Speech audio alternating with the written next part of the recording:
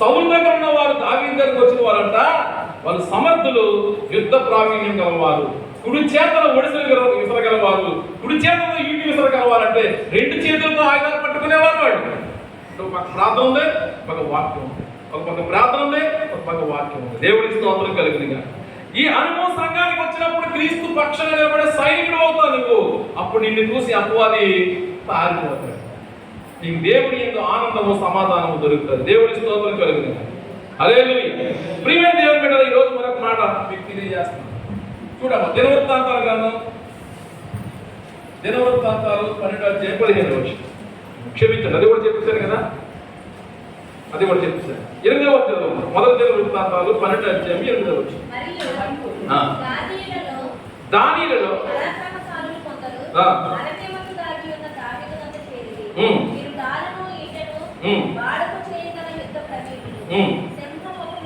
సింహము ముఖము వంటి వారు. 21వ వచనం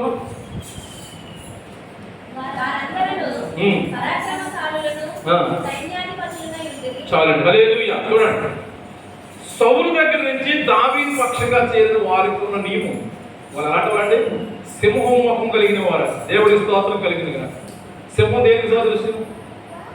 ధైర్యానికి సాదృశ్యం. యథార్థవంతులు సింహం వల్ల ధైర్యంగా ఉంటారు కదమ్మా. ధైర్యాన్ని దేవుడు మనకి శక్తియు, ప్రేమయు, ఇంద్రియ నిగ్రహంగా ఆత్మని ఇచ్చింది, కానీ పిరికి తనగా ఆత్మ ఇవ్వలేదు. పిరికి వారు దేవుడి రాజ్యాన్ని స్వతంత్రించుకోలేరు. ఒకసారి యేసు ప్రభువుకి వస్తే ఇంకా పిరికితనం మీద ఉండకూడదు. ఇంకా వారు సింహం ముఖం కలిగిన వారు, పరాక్రమశాలులు. సౌలు దగ్గర నుంచి దావీదు దగ్గరికి వచ్చేసారు. లోకంలోంచి క్రీస్తు పక్షంగా రావాలంటే నీకు ధైర్యం ఉండాలి, పరాక్రమం ఉండాలి. దేవుడికి స్తోత్రం కలిగింది కాక. హల్లెలూయా. ధైర్యం కలిగినటువంటి జీవితం, రోషం. రోషం ఇందులో రోషం కుళాయి దగ్గర నాకు చాలా కోపం అంటే కావద్దు. చూడండి, ముప్పై సెవెంటెక్కుతున్నాను కదా, ఇప్పుడు ఏం చేయాలి? ఉప్పు కోసేయాలి. దేనికి కోపం? దేనికి రోషం? చేతకాని రోషం. దేవుడి పని కోసం రోషంగా, నేను రోషం గల దేవుడును, నా బిడ్డలు కూడా రోషం కలిగి. ఇందులో రోషం, ఆత్మలో రోషం. రోషం ఉందా? మంత్రులు అడిగేట్టు ప్రార్థన చేస్తాను, నడలేకపోతుంది, దూరం చేస్తున్నాయి, భయంకరమైన శ్రమ, చాలా కష్టం, చచ్చిపోతాను అనలేదు. కానీ దేవుడు మంత్రానికి వెళ్ళిపోతాను, ఎందుకంటే చచ్చిపోతే ఇక్కడ చచ్చిపోతాను. ఈ టైంలో ఏమంటాంలే, ఇప్పుడు చేస్తున్నాం కదా ప్రార్థన, నేను వస్తే రాదు పొద్దుకొని మందిరం పోతాను. ఎందుకంటే ఆ రోషం ఉందా, ఆ రోషం లేకుండా మనం ఏం చేయలేమండి. ప్రార్థన కొరకు రోషం, ప్రభు పని కోసం రోషం, దేవుడి యొక్క పరిచయం కోసం రోషం. రోషమేది? రోషం. అంత రోషం ఉందా మనకి? అంత పట్టుదల ఉందా మనకి? అంత పరాక్రమంగా మనుషులకు పరాక్రమం అంటే చురుకుతాను, దేవుడి పని కొరకు చురుకుతాను. 10 అంటే రోజు చెప్తారంట, 10కి రావాలంటే 10:30 చురుకుతాను. హెబ్రీ స్త్రీలు చురుకువారంట. అందుకే మంత్రసాలు వచ్చే రూపంట పిల్లల్ని కనేసుకోరంట, దాన్ని బొడ్డు కోసేసుకోరంట. పిల్లకి వీళ్ళు మామి కూడా శుభ్రం చేసేసుకుంటువారంట, శుభ్రం చేసేసి తామా చేసి అడిగించుకోరంట. అదేంటి నిన్నగా పట్టుకుంటుంది కదా, ఏ ఎంత సీక్రెట్గా, ఎంత చురుగ్గా పిల్లలకి వేసుకోవాలి చెప్పండి. ఈ రోజు ఒక పిల్ల కావాలంటే ఏంటి హాస్పిటల్ ఆదా కష్టం, నేను కమలేను, కోసేయి, అవసరం కోసేయి. ఆ రోజు ఎప్పుడు రాలేదంటే చురుకుగా ఉన్నారంట, పిల్లల కన్నా చురుగ్గా ఉన్నారంట, పనుల్లో చురుగ్గా ఉన్నారంట. వాడు దేవుడి పక్షంగా ఉన్న వాళ్ళు కూడా చురుకుతనంతో ఉండాలండి. మందిరానికి రావడంలో, వాక్యం చదవడంలో, కంఠస్థం పట్టడంలో, కంఠస్థ వాక్యాలు అప్పచెప్పడంలో, దేవుడి యొక్క పరిచయంలో చురుకుతనమేనే. వచ్చినప్పుడు అంటే తాబేలా వస్తామంట, ఈడ్చుకుంటూ ధైర్యపత్రా అట్లా పడేస్తారు. అలానే వెళ్తున్నాం కదా, దారిలోనే ఉన్నాం కదా, ఎలా ఒడిగే వెళ్ళిపోం కదా, అక్కడికి వెళ్తాం కదా, వెళ్ళాలి. ఏది చురుకుతాం? వెళ్ళినప్పుడు నా కాళ్ళను దేవుడు లేడి కాళ్ళు ఏం చేసాడంట, ఇక్కడ ముగిప్పుడు అవుతానే ఉంటుంది. అప్పుడే కథలో పడిపోతాం, కళాయిపుల్లా కళాయి పడిపోతాం. ఎందుకంటే ఈ జాయింట్ ఆవిడ భయం ఈ జాయింట్ రాసుకుంటాడు, ఒక జాయింట్ తెచ్చుకుంటాడు. ఆవిడకి అక్కడ తినేప్పుడు బయట ముందే పక్కనే కళాయిపు దానికి చురుకుతనం ఉంది కదా. 11:30కి బస్ వచ్చేది, బ్యాండ్ ఎక్స్పోతుంది, ఐస్ బ్యాట్ బస్ వచ్చేది, నడిచిపోతుంది. అది మా యొక్క ఎంత స్పీడ్గా నడిచిపోతుంది మన ఎన్ని సంవత్సరం 13 సంవత్సరాలు ఎక్కువ యాక్టివ్. ఆ గొంతు పోయి పోయి పోయి పోయి పోయి ఈ గొంతు మోగపోయాను, ఎదలోని రగిలే ఈ మోగ బాధ అన్నట్టు నా ఎదలో రగిలి బాధ. ఈ గొంతు పోవగానే మా ఎక్కడికి తాబేలాగే వర్తక మందిరానికి అయితే అదే బస్కి అయితే కాళ్ళలో లేడి కాళ్ళలో చేస్తే చెప్పని అందగడం కదా మేక అదా స్థిరంగా సాక్షి చెప్తారు, ఎనిమిదంగా సాక్షి చెప్తారు. దేవుడికి స్తోత్రం. అంటే చురుకుతనం ఏది? మరి చురుకుతనం లేకుండా ఎలాగ నువ్వు ఆశీర్వదించబడతావు చెప్పండి. చురుకుతనం లేకుండా ఎలా ఆనందం పడుతుంది చెప్పండి. దేవుడు అంటాడు చురుకుతనం కలిగి ఉండు, పరాక్రమశాలు అంటే చురుకుతనం అదే. రోషం కలిగి ఉండు, ప్రాంతంలో దేవుడికి ఆసక్తి కలిగి ఉండు. ప్రాంతంలో ప్రార్థన అంటే ఆసక్తి లేదు, ఏదో చేస్తున్నావు ప్రార్థన అంటే అందరూ చేస్తాను ఏం చేస్తాను గుడ్డలు చేయలేమన్నాడు అంతే. ఇంకా పూజ మానేసే కూడా ప్రార్థన చేస్తున్నావు, పూజ చేసుకోమంటే పూజ చేసుకుంటూ సంఘం అది మానేసే కూడా ప్రార్థన చేస్తున్నావు. అది ప్రార్థనలో కూడా సరైన ఆసక్తి లేదు. ఎప్పుడు చేసే ప్రార్థనే, ఎప్పుడు చేసే ఆ మాటే, శక్తి చేత కాదు, బలం చేత కాదు, నీ ఆత్మకే. ఇదే మాట 14 సంవత్సరాలు కూడా వింటున్నాను నేను. అక్క నీళ్ళు పెట్టుకుని ఎలా ఏమనుకుంటుంది ఇదే మాట. ఇక రెండో వాక్యం లేదా 66 పుస్తకాల సంపూర్తి, 3000 వాగ్దానం, 30,000 వాగ్దానాలు, ఇన్ని వాక్యాలు కలిగిన బైబిల్లో ఒక మాట ఉందా? లేవా? ప్రార్థన రాదు, చురుకుతనం లేదు, పరిచయంలో పాల్పొందుకోవడం రాదు, దేవుడి కొరకు జీవితం రాదు, ఒక ప్రార్థన చేయలేము, పాట పాడలేము. నాకు ఆశీర్వాదం కావాలి. ఎలా? వాళ్ళు చురుకుదనం కలిగిన వారంట, వాళ్ళు మోసం కలిగిన వారంట, దేవుడితో కలిసి పనిచేశారంట. అందుకనే వారు దేవుడికి మహిమకర రాజ్యాన్ని కట్టగలిగారు, దేవుడికి స్తోత్రం కలిగారు. దావీదు రాజ్యాన్ని వారు కట్టగలిగారు, దావీదు రాజ్యంలో వారు పార్టిసిపేట్ చేయగలిగారు. గిచ్చోని వెనక 3,300 మంది చురుకుదనం కలిగి పనిచేశారు. మనకు తెలుసు కదా ఈ విషయాలు. ఒక వ్యక్తి చురుకుగా ఉంటేనే ఆ వ్యక్తి దీవించబడతాడు. మనకు ఒకసారి చెప్పాను, సోమవారం చేతులు దాటిరాగా ఏమన్నాయమ్మా? ముళ్ళ చెట్లు, ఇంకా గచ్చపొదలు, ఇంకా దూలగొండలు, అదే కదా దూలగొండలు ఏం చేసాయి? కప్పేసాయి. కుటుంబం అభివృద్ధిని కప్పేసాయి. ఎదగడం లేదు. అవమానాలు, నిందలు, గొడవలు, రోడ్డుకి ఎక్కడాలి, అత్త వచ్చి తీర్పు చెప్పడం, మామ వచ్చి తీర్పు చెప్పడం, అమ్మ వచ్చి తీర్పు చెప్పడం. ఏంటంటే ఎప్పుడు గొడవే, కప్పేసాయి. ముళ్ళు బలిసిపోయాయి. ఎప్పుడు గాయాలి, ఎప్పుడు చూడుకోవడం మాటలే, ఎప్పుడు బూత్ మాటలే, ఎప్పుడు తిట్టుకోవడాలి, ఎప్పుడు ఈ పొంపు పడాలి. ఎందుకో స్వామరి చురుకుతనం లేదు, స్వామరి వాడు. దేవుడి దగ్గరికి వచ్చి వాళ్ళు చురుకుగా ఉండాలి, రోషంతో ఉండాలి, ప్రాంతంలో పనిలో వాళ్ళు పార్టిసిపేట్ చేయాలి. నెహెమ్యా అంటాడు, రండి ఒక చేతిలో ఈటు పట్టుకోండి, ఒక చేతిలో రాకి పట్టుకోండి, గోడ కడదాం రండి అన్నాడు. దేవుడికి స్తోత్రం కలిగింది కాక. మరి అలా కట్టారు గోడ, ప్రాకారాలు కట్టారు, పడిపోయిన ప్రాకారాలు. పడిపోయిన నీ కుటుంబ జీవితాన్ని కట్టుకోవాలంటే నీకు చురుకుతనం కావాలి. పడిపోయిన నీ జీవితాన్ని మళ్ళీ నీ కుటుంబం ఆనందకరంగా ఉండాలంటే నీకు రోషం కలిగిన ప్రార్థన కావాలి. ఇవి రానంతసేపు నీ వాక్యం నీకు చెవులోకి వెళ్ళినంతసేపు నీ జీవితం అలాగే ఉంటుంది. నువ్వు చచ్చిపోయినాక మందులో ఉంటే నువ్వు పెట్టిలోనే పెడతాను. ఈరోజు భరించలేక బయటకు పోతే నేను చేస్తాను, ఫోన్లో పెట్టేస్తాను. ఒకవేళ నువ్వు అప్పుడు దాకా నామకాత్ర రైతు జీవితం తప్పదు కాబట్టి పెట్టిలో పెడతాం. ఏమీ నువ్వు సాక్ష్యం లేదు. అక్కడి నుంచి ఏం చెప్తావు? పెద్ద కార్యంలో సాక్షి, 11లో ఏం చెప్తావు సాక్షి? ఏం చెప్తే చెప్పండి. సాల్మన్ రాజు గారు జీవితకాలం అంతా పడుకునే ఉండేవాడు, ఏం లేదు. అదే ఆ సాక్షి చెప్తాం. భూమి మీద సాక్షి నిలబొద్దా? భూమి మీద నీ సాక్షి నువ్వు పెట్టిలో పోతే నీ సాక్షి సమాజంలోకి వెళ్ళిపోవద్దా? సమాజంలోకి వెళ్ళిపోతే ప్రభావితం చెయ్యొద్దా? ఏది సాక్షి? ఏమని చెప్తాం? అదే ప్రార్థన చేసేసుకోవడం మా వచ్చి, కన్నీరు గారి చేసుకోవడం మా వచ్చి చెప్పాలి, అబద్ధం చెప్పాలండి. అటు 4 మాస్టర్లు పిలుచుకుంటాం, 4 మంది పిలుచుకుంటాం. రాజుగారు గుర్తు చచ్చిపోతే చాలా మంది వచ్చారంట. రాజుగారు చచ్చిపోవడం రాలేదు, నేను చచ్చిపోతే కూడా నాకు ఎంత ఉంటాను కదా. ఆ రోజు ఏమో సాక్షి చెప్పాలంటే ఏమి సాక్షి? ఏముంది సాక్షి? మా వాడు లోకాశంలో వదలండి, లోక పద్ధతిలో వదలండి, మా వాడు లోకంలో ఒకలా ఉంటాడు, మందిరంలో ఒకలా ఉంటాడండి, ఈ చెప్పాలా? ఆయన చెప్పకుండా నేనేం చేయాలా? మా సహోదరుడు వీణలు విందైనటువంటి సంగీతం వాయిస్తూ ఉంటే, ఆకాశం నుంచి మేఘం వర్షం అనేది వస్తూ ఉంటే, మా కనగాత్రకులు పాడుతూ ఉంటే, పరిశుద్ధ దేవుడు నాట్యం చేస్తూ ఉంటే కూడా పాడాలి, చెప్పాలి. అప్పుడు ఏమంటాడు, మీరు అనేకులు కఠినమైన తీర్పు తీర్చుకున్నట్లు మీరు బోధకులు కాకుండా మీరు అంటాడు. సస్కిరణ అందుకనే పాస్టర్ అవ్వదని, ఎందుకని పాస్టర్ అవ్వడం ఆడవా, నువ్వు అబద్ధం ఆడావు, అందుకని పాస్టర్ అవ్వలేదు. మరి అబద్ధమైంది నేను ఆడాను, నువ్వు అబద్ధం ఆడకపోతే పాస్టర్ అవ్వలేదని అంటారు. మరి అబద్ధాలు ఆడకుండా సమాజంలో ఏం చెప్తాం మీకోసం? గమనించండి, రోషం ఉండాలి, చురుకుతనం ఉండాలి. అలా ఉంటే క్రీస్తు రాజ్యంలో ఉంటావు. అలా లేనంతసేపు కూడా నీ కుటుంబంలో సమాధానం ఉండదు, శాంతి ఉండదు, నెమ్మది ఉండదు, పరిశుద్ధాత్మ యొక్క ఆనందమే ఉండదు. దానిని భోజనం ద్వారా దాన్ని పాడు చేయకండి అన్నాడు. తినడం వల్ల, తాగడం వల్ల, కొట్టుకోవడం వల్ల దేవుడి రాజ్యాన్ని పాడు చేయకండి. ఉంటే ఉండండి, లేకపోతే వెళ్ళిపోండి, సౌలు దగ్గరే ఉండండి. ఉండలేదా? కొంతమంది వచ్చారు, కొంతమంది సౌలు దగ్గర ఉండలేదా? ఉన్నారు, ఉండండి. మిమ్మల్ని రమ్మన్నాడు వాడు, నా మందిరంలో ఆవరణంలో రమ్మన్న వాడు ఎవడు కదా? నా మందిర ఆవరణంలో మిమ్మల్ని రమ్మన్న వాడు ఎవడు? ఎవరు రమ్మన్నారు మిమ్మల్ని? నేను రమ్మన్నా? మీకు ఆ రాజ్యం కావాలని మీరు వచ్చారు. దావీదేమో రమ్మనడా? దావీదే పారిపోతున్నాడు, మాయోల అరణ్యాన్ని పారిపోతున్నాడు, శిలా పర్వతాన్ని పారిపోతున్నాడు, జీప్ అరణ్యాన్ని పారిపోతున్నాడు కదండి.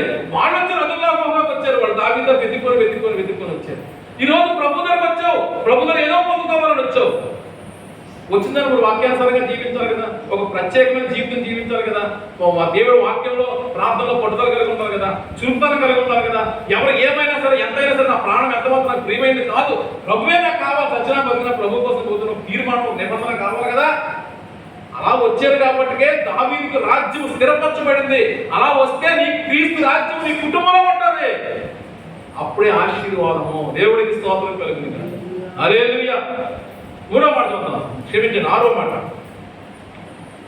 12వ అధ్యాయం, మొదటి దినవృత్తాంతం 12వ అధ్యాయం 16-17 వచ్చిన త్వరగా చేసి ముగించేస్తాను ఈరోజు.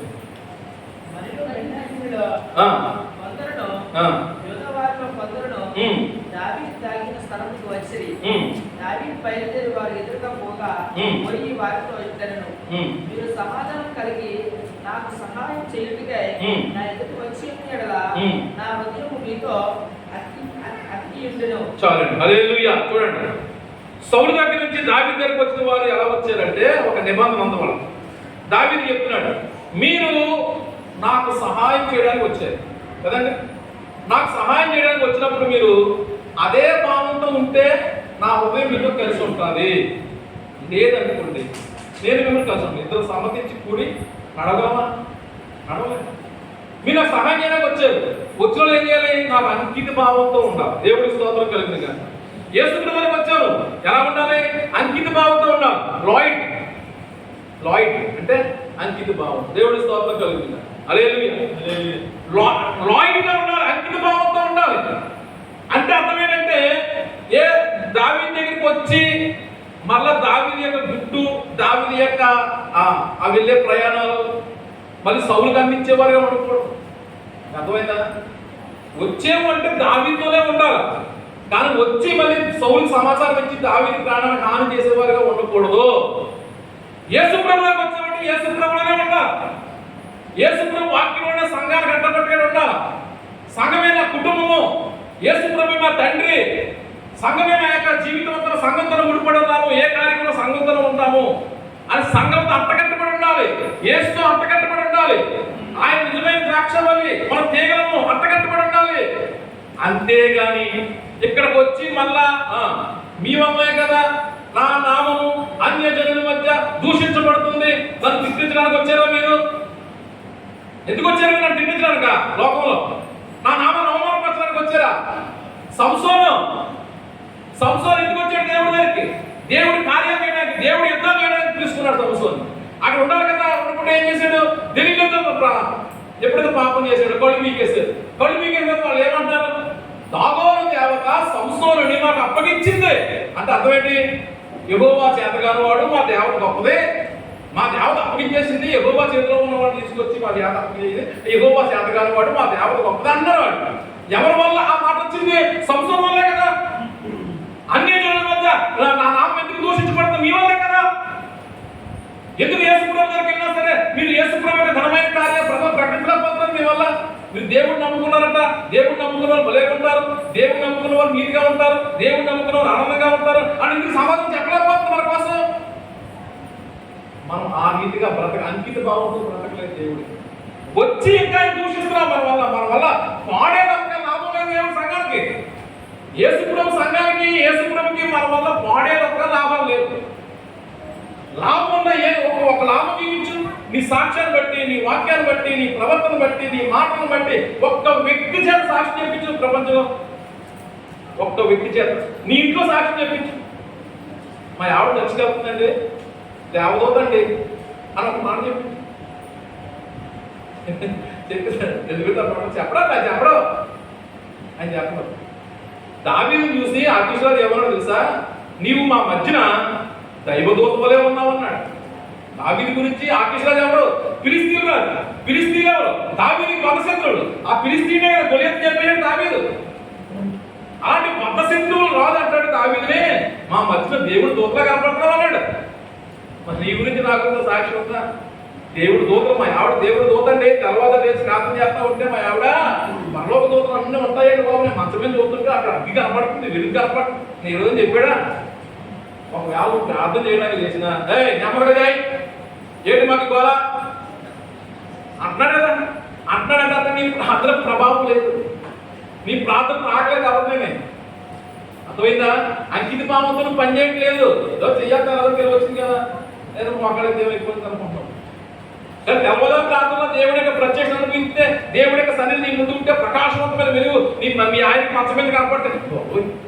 మా దేవుడు మా ఎవడు దేవతరా బాబు, మా ఎవడు వెలుగు సభ్యత్వం పారిపోతే ముద్దులో పారేసారు కదా. ముద్దులో పారేసారు, విశ్వ సర్పాలను ముద్దులో పారేసారు. ముద్దులో పారేస్తే చచ్చిపోయాడేమో అనుకోని చెప్పేసి ముద్ద 4 రోజులు పోయాక తలుపు మూత వేస్తారట. మూత వేస్తారట, సంఖ్యలతో పనిచేస్తారు. తీసారట. తీస్తే ఆ ముందులోంచి వెలుగు బయట పడుతున్నా. ఎవరే? సాధువు సుందర్ సింగ్ గారు. దేవుడికి స్తోత్రం కలిగింది. ఏంటి వెలుగు? చచ్చిపోవడం మనకొస్తే నూతులోంచి వెలుగు వచ్చేస్తుందండి. మరొకసారి గృహలో పారిపోయాడట. ఆయన గృహలో ప్రార్థన చేసుకుని అన్ని నీటి పొడిచారట. చైనా రాజు వెళ్ళారట. వెళ్ళి పొడుస్తూ ఉంటే ఆయన కనపడటం లేదంట. ప్రార్థన కనపడుతుంది, మనిషి కనపడటం లేదు. ఎక్కడి నుంచి పడవచ్చు చుట్టూ తిరుగుతారంట. తిరిగి వచ్చేసారు. ఏదో పడలేదంటే కొండ తారెక్కడండి, చుట్టూ అగ్ని ఉందన్నారంట. దేవుడికి స్తోత్రం కలిగింది. రాజా, మండుచున్న వేడుక అగ్నిగుండంలోంచి మమ్మల్ని మా దేవుడు రక్షించగా సమర్థుడు అని చెప్పి అందులో పోసిస్తే 4వ వ్యక్తిగా తిరగలేదా మధ్య? తిరగలేదా దేవుడు? ఏది నీలో ఉన్న ఆ అంకిత భావం? ఏది అంకిత భావం ఉంటే దేవుడిని విడిచిపెడతాడా? నీలో ప్రభావం కనపడాలి కదా. ఏది అంకిత భావం? నీ వల్ల నా వల్లే కదండి అన్ని జనుల మధ్య దేవుడు రావట్లేదు. అవును, దేవుడు ఎందుకు రావట్లేదు? రాకపోయి దూషిస్తున్నారు, తిడుతున్నారు. యేసుని అని ఏ తప్పు చేశాడు? అని ఏ నేరం చేశాడు? నేను చేసిన ఏ కార్యాన్ని పెట్టాలని కొడుతున్నావు అని అడిగాడు రామాసాయనికుడు. ఏ కార్యం పెట్టుకుంటున్నాక ఆధారం లేదు, కానీ నువ్వు దేవుడితో సమానం ఎంచుకున్నావు కాబట్టి కొట్టావు అన్నాడు. నిజంగా నేను దేవుడితో సమానమే కదా, దాన్ని కొడతావు అని అడిగాడు. ఆ రోజు అయిపోయాడు. ఈ రోజు అడుగుతున్నాడు, ఏ కారణాలు పెట్టడం దూషిస్తున్నావు చెప్పంటున్నాడు. ఏ కారణాలు పెట్టడం నమ్మేస్తున్నావు చెప్పంటున్నాడు. ఏ కారణాలు పెట్టడం అన్ని జన్మ మధ్య నిందలు మోపుతున్నావు చెప్పంటున్నాడు. ఏ తప్పు చేసేనే నేను రక్షించుకోవడం తప్ప, నీకోసం ప్రాణం పెట్టడం తప్ప, నీకోసం రక్తం కాదు తప్ప, నీకోసం ఈ కొంత దున్నించుకోవడం తప్ప, నీకోసం స్థిరం కొట్టించుకోవడం తప్ప, ఏ తప్పులు పెట్టి ఏ కారణాలు బట్టి అన్ని జనుల మధ్య నీ భర్త దగ్గర, నీ భార్య దగ్గర, నీ పిల్లల దగ్గర దాన్ని అమ్మేస్తున్నావు, ఎందుకు దూషిస్తున్నావు, ఎందుకు తీర్చుతున్నావు? అంకిత భావంతో పనిచేయాలి. నా హృదయం నీతో కలిసి ఉండాలంటే నాతో అంకిత భావం కలిసి అంటగట్టబడి ఉండు. అంతేగాని వచ్చినట్టు వచ్చి లోకంలో చెత్త పనులు చేసుకుంటూ, లోకంలో భయంకరమైన పనులు చేసుకుంటూ, అన్ని జనుల మధ్య దేవుని నామాన్ని అవమానపరుచుకుంటూ నీ వల్ల దూషించబడుతుంది. ఎవరు? మీ నాన్న తిట్టించుకో, మీ అమ్మ తిట్టించుకో, లేదా నిన్ను తిట్టించుకో, మీ ఆయన తిట్టించుకో, నీ బాగా నువ్వు తిట్టించుకో, నీ పిల్లలు తిట్టించుకో. ఆయనే చేసేటంటే ఆయన తిట్టిస్తావేంటి? లోకం ఎలా ఉంటుందో తెలుసా అండి? మనం ఏ తప్పు చేసినా ముందు మన నాన్నే మన తండ్రి అంటారు. లోకంలో తప్పు చేసినట్టు ఏమంటారు? వీడికి అన్ని అమ్మ బుద్ధులు వచ్చేరా, వీడికి అన్ని అమ్మ బుద్ధులు వచ్చేరా, ఏ బాబాలా చేసుకోవడరా అంటారు. కానీ మనలో ఏమంటారు తెలుసా? వీళ్ళు దేవుడు ఒప్పుకోడు అంటారు. దేవుడికి అంటే మనకు దేవుడి తండ్రి అయిపోయాడు. దేవుడి స్తోత్రం కలుగుతుంది. అందుకు మనము నువ్వు తిట్టించాలంటే, కొట్టించాలంటే ఈ అమ్మాయి బుద్ధులండి, మీ అమ్మ బుద్ధులండి, ఇలా అమ్మలాగా ఉండదండి అనిపించుకో, తప్పలేదు, మాకు అవసరం లేదు. కానీ దేవుడు నమ్మిందండి ఇలాంటి పనులు చెప్తుంది. దేవుడు తిట్టడానికి ఎవడో వస్తారా? నీకు ఏంటి అధికారం ఉంది? అసలు ఏ సంబంధం ఉంది అసలు నీకు? అంకిత భావంతో పనిచేయడం చేత కాకపోతే మానే. సౌమ్యంగా ఉండిపో, లోకంలో ఉండిపో, సంబరంలో ఉండిపో, సంతోషంలో ఉండిపో, ఆనందంలో ఉండిపో. నీ ఇష్టం వచ్చినట్టు దొరుకు. నా జనులు 2 నేరాలు చేశారు. నీళ్లు నిలవని భర్తలైన తుట్టులు తొలగించుకున్నారు. ఎంత వాక్యం చెప్పినా మళ్ళీ ఈ రాత్రి మళ్ళీ మామూలే. ఈ రాత్రి మళ్ళీ మామూలు అమ్మేస్తావు. నర్సిపండి రోడ్లు అమ్మేస్తావు, కోటమొట్ల వీధుల్లో అమ్మేస్తావు, నీ బంధువులను అమ్మేస్తావు. నన్ను దూషించిన మీద పరిగాలు పెట్టుకున్నావు. ఎవరితో చెప్పుకోవడం చేతకాక, ఎవరు చెప్పుకుంటే వింటారో చేతకాక, ఆకాశం వైపు చెప్పిన ఆకాశం ఆలకించి భూమి చెవియకు. నా పిల్లలు పెంచుకున్నాను, పెద్దవాళ్ళు చేసుకున్నాను, వారి అనారోగ్యాలు తోడై ఉన్నాను, వారి ఆర్థిక ఇబ్బందులు తోడై ఉన్నాను. ఇన్ని రకాలుగా వాళ్ళు చేసినా సరే వాళ్ళని విడిచే వెళ్ళిపోతున్నారు, కానీ ఏ మాత్రం ప్రయోజనం లేదు. వాళ్ళు విడిచి వెళ్ళిపోతే వెళ్ళిపోయారు, నన్ను తిట్టిస్తారు కదా. నాలో పాపం లేదు, నాలో పాపం ఎవడో తాపించిన రోషంతో బ్రతికాను నేను. నీతి మంత్రులను తీర్పుదించబడ్డాను నేను, తేజోమయుడు అయ్యాను, పరిశుద్ధుల్లో చేర్చబడ్డాను. నాలో సాక్ష్యం ఉంది. పరలోక నాకు సాక్షి చెప్పాడు నా తండ్రి, నా ప్రియకుమారుడని. భూలోక సాక్షి చెప్పింది ఇతను నీతి మంత్రులు నిరపరాధని. పాతాళం సాక్షి చెప్పింది దేవుడు పరిశుద్ధుడైన యేసు అని దెయ్య సాక్షి చెప్పే. ఇంత మంచిగా బ్రతికిన నన్ను మీరు తిప్పుతారు ఇక్కడ బాబు. మీ వల్ల నేను ఎందుకు అవమానపడాలా, ఎందుకుని బాధపడాలా? కారణం నేను మీరు అనుకుంటున్నాను. గమనించు, నీకు నచ్చితే ప్రభు నామాన్ని కనపరచడానికి రా. ప్రభు నామాన్ని అవమానపరచడానికి వస్తే మానే. సంఖ్యతో పని లేదు ప్రభుకి, సంఖ్యతో పని లేదు. ప్రభు ఒక్కరున్నా చాలు, ఒకరు లేకపోయినా చాలు, ఒక్కరున్నా చాలు, ఒకరు లేకపోయినా చాలు. ఆయన రాజ్యాన్ని కట్టే పనులు ఆయన ఉంటాడు. దేవుడికి స్తోత్రం. హల్లెలూయా.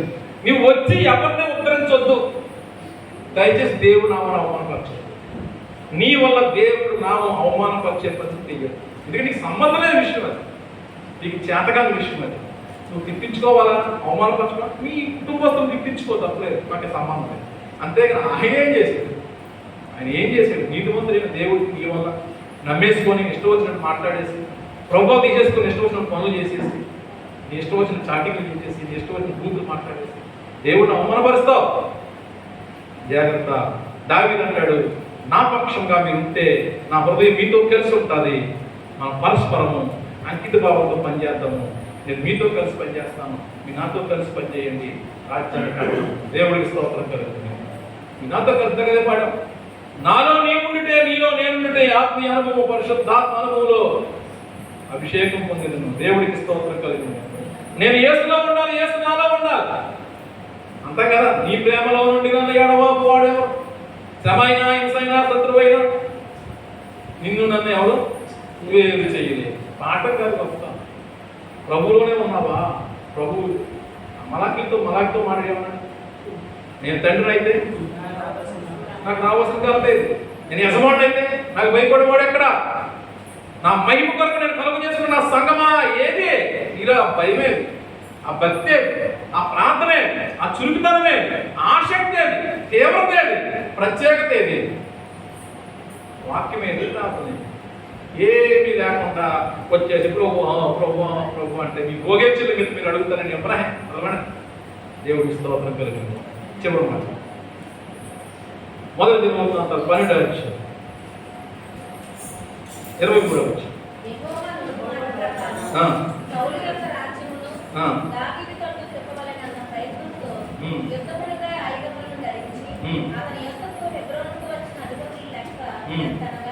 చాలండి. 38వ వచనం.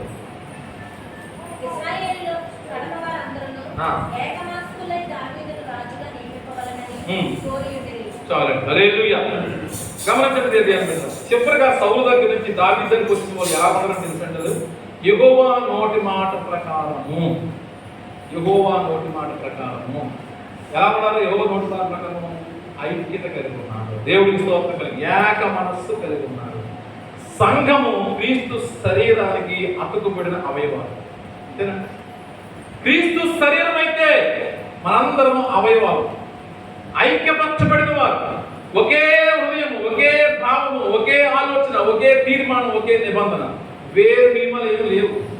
లేదండి మా కులపట్టుగా ఉంటాయండి, మా ఆచరణలు ఎలా ఉంటాయండి, మా పెద్దలు ఎలా చెప్తారండి అంటే నువ్వు క్రైస్తవులు కాదు. అన్ని వదులుకొని ఇక్కడికి వచ్చావు. నువ్వు ఏ మాట ప్రకారం జీవించాక యెహోవా నోటి మాట ప్రకారమే బ్రతకాలి. అందరం ఐక్యపరచబడాలి, సంఘం అంటే ఐక్యత. సమాధాన బంధము చేత ఆత్మ కలిగించు ఐక్యతను కాపాడుకునే శ్రద్ధ కలిగి ఉండండి. ఎఫెసీయులకు 4:1. సమాధాన బంధం చేత ఆత్మ కలిగించు ఐక్యత. మన ఐక్యపరిచే దేవుడు. మనందరూ ఒక హృదయం, మనందరూ ఒక మనస్సు, మనందరూ ఒక శరీరం, మనందరికీ ఒక దేవుడు, మనందరికీ ఒక రొట్టె, మనందరికీ ఒక ద్రాక్షరసం. వేరు వేరు పాత్రలు లేదు. పాత్ర ఒకటే, రొట్టె ఒకటే, యేసయ్య ఒకటే, ప్రార్థన ఒకటే, పరిశుద్ధాత్మ ఒకటే, ఒకే సంఘం, మనందరూ హృదయం ఒక్కటే. అలా ఉంటేనే కార్యాలు జరుగుతాయి.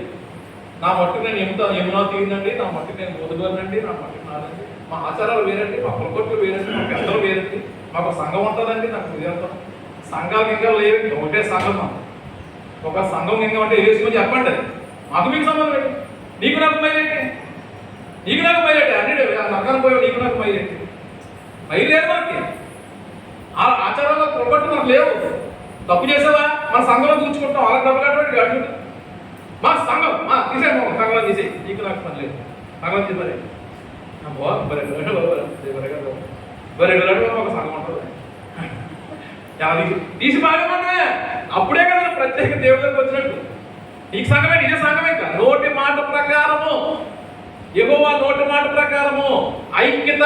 నా కుటుంబం మీద ఉన్న సంఘమే. మీరు అందరూ అన్ని జనులే, లోకంలో ఉన్న కూడా పిలుచుకున్న కార్యక్రమం అన్ని భోజనం చేయాలని సరదాగా. లేదంటే ఇలాగే చేయాలి, మమ్మల్ని పెద్ద చేయాలని చెయ్యం. మీకు మాకు సంబంధం లేదు. మీరు పొలంలో పోతాం, మేము పెట్టులో పోతాం. అదే కదా, మీరు పొలంలో పోతాం, మేము పెట్టులో పోతాం. మా ప్రపోజనం మేము వేసిపోతాం, మీరేమో ఆత్మలెత్తుకుని తీసిపోతాడు. మీకు మన మీ దారే వేరు. నరకం ఎక్కడ ఉంది? పొలం ఎక్కడ ఉంది? నరకం ఎక్కడ ఉంది? పాతాళం ఎక్కడ ఉంది? పాతాళం అంటే అర్థం ఏంటి? భూమి కింద భాగం దిగినగా పాతాళంలోకి దిగిన వేసుకోవచ్చు అంటారు కదా. పాతాళం అంటే భూమి కింద ఉంటుంది కదమ్మా. పర్లం ఎక్కడ ఉంది? ఆకాశం, మహాకాశం, మూడు ఆకాశం ఎక్కిపోయేది ఎక్కడ ఉంది? పైన. అక్కడి దగ్గరికి ఎంత దూరం అండి? మరి అక్కడికి సమాధానం కట్టుకున్నావు నువ్వు. ఈ రేపు కింద పోతున్నారు, నువ్వు మైకి పోతున్నావు. మీకు మిమ్మల్ని రిలీజ్ ఏంటి? మీకు మరి సంబంధం ఏంటి? సంబంధం లేదు. మైలు లేవు, మనకు అంత సంబంధాలు లేవు, వాళ్ళతో భోజనాలు లేవు, వాళ్ళు చెప్పినట్టు విన్నాడు పనేది మనకి. మనంతా మన సంఘమే. వాక్యం ఏం చెప్తుంది, సేవకుడు ఏం చెప్తున్నాడు, సంఘం ఏం చెప్తుంది, సంఘమే అనుకుంటాము. చాలా మంది భోజనం అనుకుంటుంది. ఊరంతా రావాలా? పెళ్లి భోజనం పడిపోవడంగా సంఘం తిన్నా కదా. అలా బ్రతకగలిగితే దేవుడు రాజ్యం మనస్తాం. అలా చచ్చిపోతుంటే వెళ్ళమంటే అలా చెప్పట్లేదు. తొక్కడవారు ఇంటికి వెళ్ళాలి, వదార్చండి. అక్కడికి వెళ్ళి జరగ నోకేసుకోకండి, అక్కడికి వెళ్ళి దర్యాలు నోకేసుకోకండి. మళ్ళీ ఇంట్లో పాల్గొంటుంటేనంట ఇంట్లోకి వచ్చేస్తాడు. అక్కడ పోయాడు, ఆడు పోయాడు. మళ్ళీ పక్కన పోరు గారు పడుకో, ఇంకో ఇంట్లో కడిగేసుకుంటారు వాళ్ళు. ఆడింటికి పోయాడు, ఇంకో ఇంట్లో కడిగేసుకుంటారు. ఆ నీళ్ళు అలాగా అద్దుగా కావాలి. ఇంట్లో రాకూడదు. ఆడు వచ్చేస్తాడు. ఆడు బతుకుని మాకన్నా బాగా బతికాడు కదా. ఆడు వచ్చిన దగ్గర అదో మాకన్నా బాగా బతికాడు. అది డబ్బు తెచ్చుకోండి, నేను బాగా తెచ్చుకోండి. ఆ దగ్గర బాగా కాదు, ఆ ఇంటికి పోవాలి వాడు. 50 సార్లు ఒకటి నిలుచుకోవడం, 50 సార్లు ఒకటి లేదు. మనకు ఒక సంఘం, క్రీస్తు సంఘం. మన సంఘానికి శిరస్సు యేసయ్య. మనందరము అవయవాలు. అందరూ కలిసి ఐక్యత కలిగి, ఆత్మ కలిగించు ఐక్యత, సమాధానం బంధం చేద్దాం, ఐక్యపరచబడాలి. దేవుడికి స్తోత్రం కలిగింది. వారు ఏకముగా కూడి ప్రార్థించిన చోట పరిశుద్ధ ఆత్మ దిగి వచ్చి దేవుడు ఉండాలనుకుంటున్నాడు మన దగ్గర ఉండాలనుకున్నాడు దేవుడు. కానీ నాదేమో ఆక్రమంటున్నావు, నీ ఇవ్వమంటున్నావు, మాకు సగం ఉందంటున్నావు, మాకు సగం ఉందంటున్నావు, మా నిబంధనలు వేరంటున్నావు, నీ కట్టుబాటు లేరంటున్నావు, మా కట్టుబాటు లేరండి. మాలో ఇలా ఉండదండి. ఎలా ఉంటుంది? ఏమి తినరా? మీరు తింటారు కదా, మీరు కట్టుకుంటారు కదా, మీరు పట్లకి తిరుగుతారా? మీరు కింద తింటారా? మీరు మీద తింటారా? మాలో ఇలా ఉండదండి. మాలో ఇలా చేయరండి. మీరు ఎలా చేస్తారు? మీకు అర్థం పచ్చగా ఉంటుందా? మా అర్థం అలాగే ఉంటుందా? ఏంటి? అందరూ ఒకేలా తింటాం, అందరూ ఒకేలా బయటకు వెళ్తాం కదా, అందరూ ఒకేలా కట్టుకుంటాం. మరి మాలో ఎలా ఉండదండి. మా సిద్ధాంతాలు క్రైస్తవులు వరకు బయటకు కదా, సిద్ధాంతాలు లేవు. యెహోవా మాట ప్రకారం వాక్యం ఏం చెప్తే అదే చేయాలి. యెహోవా మాట ప్రకారం ఇశ్రాయేలు సాగిపోయారు మేఘం కింద. దేవుడికి స్తోత్రం కలిగింది. యెహోవా మాట ప్రకారం సాగిపోయారు. మోషే మాట ప్రకారం నడిచిపోయారు. సంఖ్యాకాండం 9:15 చెప్పాడు. ఆయన మాట, ఆయన వాక్యమే, ఆయన సిద్ధాంతమే, ఆయన నిబంధన, ఆయన కట్టుబడి తప్ప వేరు నియమాలు ఉన్నావంటే నువ్వు సైనికుడు కాదు. నీకు ఎప్పటికీ కూడా ఆనందం అనేది దొరకదు. నువ్వు కూడా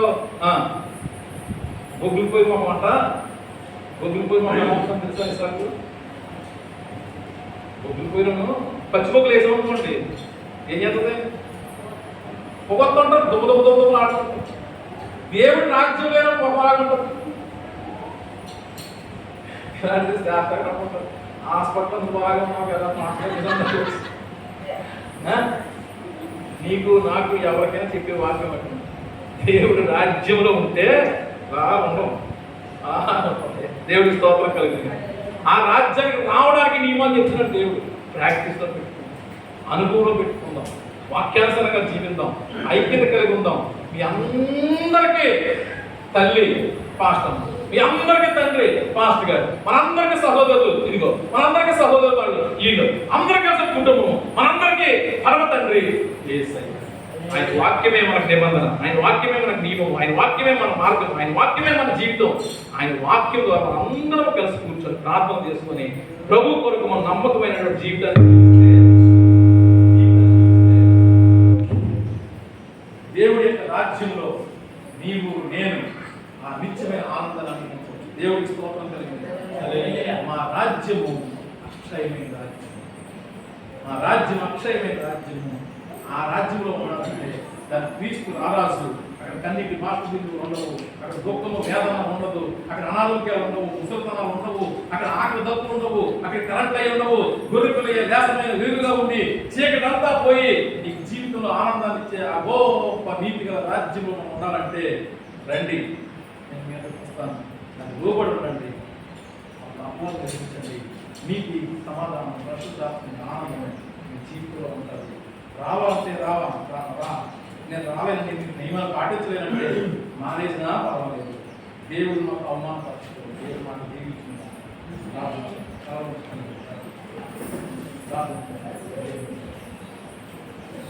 దేవుడు మనం ఏం నమ్మలేదు దేవుడు మనం నమ్మకం